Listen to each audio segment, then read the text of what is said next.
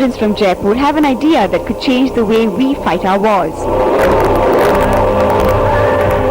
We thought that silicon is much cheaper than a human life, and we can replace the human life with the silicon chips, and even if that silicon chips is destroyed, then also we can save the life of the soldier. The concept's quite simple. First, throw a web of laser beams across the border. Any movement in the web alerts a central computer which locks in the location and tips off guns on the fence. Result, pure mayhem.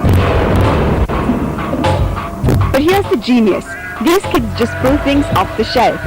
The computer's a standard Microsoft e-box, and the software, perfectly tame .NET technology. They've tied them together into a system that almost mimics the human brain.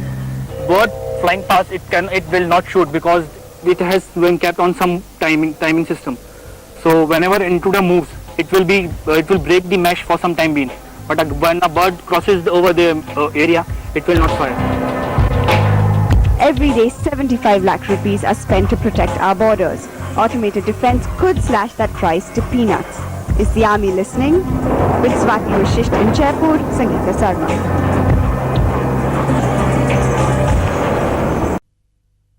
देश की सीमाएं और उनकी रक्षा करने वाले प्रहरी हमेशा सुरक्षित रहें, इसी उद्देश्य को लेकर जयपुर के इंजीनियरिंग कॉलेज के छात्रों ने artificial intelligent military support system AIIMS विकसित किया है। ग्लोबल इंस्टीट्यूट ऑफ टेक्नोलॉजी के छात्र अभिनव खंडेलवाल, अभिषेक शर्मा और सौरभ निर्मल ने अपने इस प्रोजेक्ट में यह दावा किया है कि इस सिस्टम से सरहदों पर घुसपैठ को रोका जा सकता है। हमने ये सिस्टम क्रॉस बॉर्डर टेररिज्म रोकने के लिए बनाए। इसमें हमने लेज़र्स का मैश यूज़ किया है। एक लेज़र्स का मैश यूज़ किया है।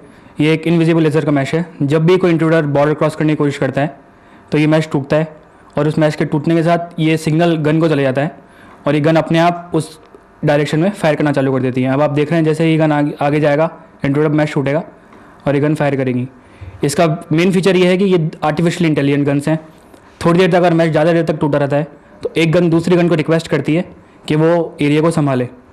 जैसे कि अब मैं आगे जाता हूँ तो ये गन टूट रही है, अब ये गन दूसरी गन को रिक्वेस्ट करेगी फायर करने के लिए, और दोनों गन आपस में बातें करके फायर कर लेंगे। ये सिस्टम जो है अपने आप सोचने और समझने की क्षमता रखता है, इसलिए कोई ह्यूमन की ज़रूरत नहीं है, इसको कोई दिमाग की ज़रूरत नहीं है। इसका दिमाग ये खुद ही है एक तरीके से। इसके अंदर हमने न्यूरल नेटवर्क्स और एआई का दोनों का यूज़ किया है। एम्स सिस्टम देश की सीमाओं की सुरक्षा करने में कितना कारगर साबित होगा, ये तो आने वाला समय ही बताएगा। ब्यूरो रिपोर्ट, दूरदर्शन समाचार, जयपुर।